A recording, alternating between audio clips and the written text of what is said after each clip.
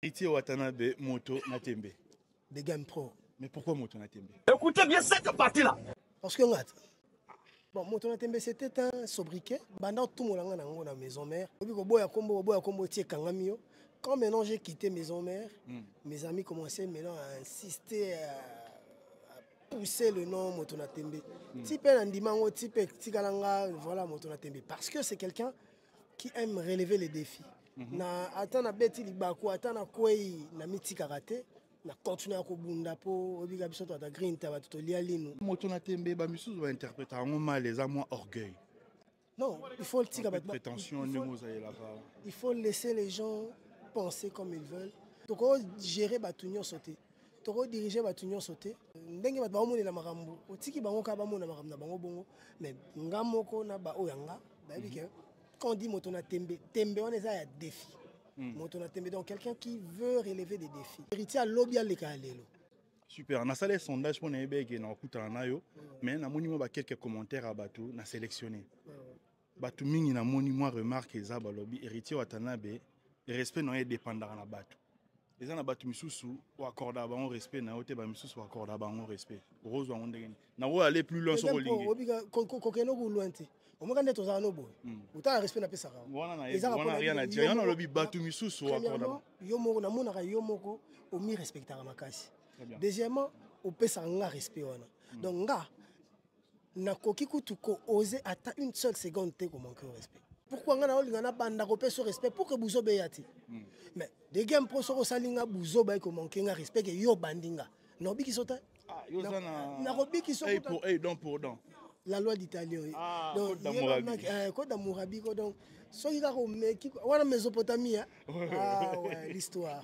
Donc c'est là au meki ko bima na beta balle.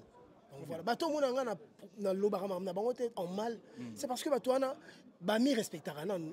Yango so pousser bango ba respecter penga. Nga fona respecter bango kutu 10 fois plus. So pesa nga respect na respecter au collègue au respecter. Mais problème c'est qu'en tant que leader d'opinion, il faut un comportement moi qui peut influencer batnandenga malamu. Il y a que ceux qui salon mabe aux obligés à répliquer.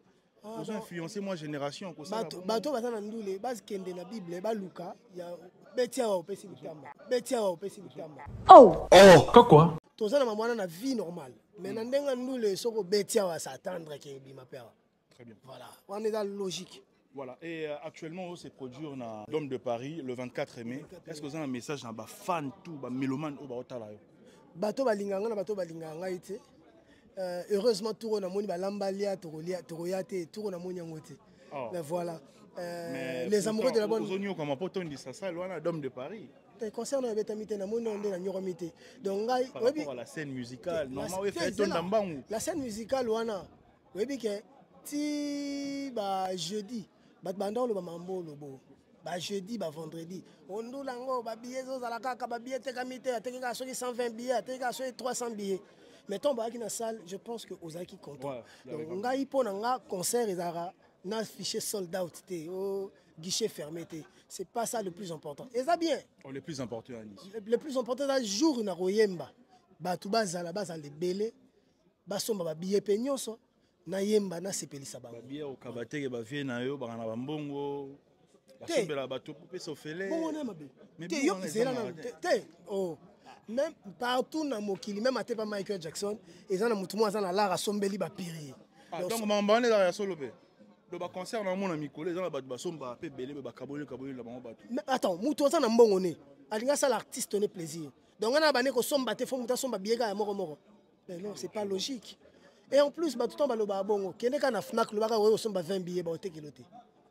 Et ça rate, il y a une limite, il y a 9 billets. En plus, en ligne, je ne sais pas sur place, je ne sais pas comment ça se passe. En ligne, il y a une limite, il y a 20 billets. Donc les gens, quand ils parlent. Après, total, on ne peut pas tout suivre. Donc voilà. Très bien. En tout cas, merci beaucoup. Mais avant de quitter, on appelle Sarah Mbote. On a Golo, parce que le caméraman, il a Golo. Ah ouais. Mbote, le caméraman, il y a Oazali. Mais. Ça les plaisir. Oui, on a passé un botte na yo, good night, bonsoir, bonne soirée. Que Dieu continue à vous bénir, toi et votre orchestre. Leader na épée. Leader Jet set, oui, bango nyonso. Mais fait rigoler la combo. Bénédiction sur bénédiction.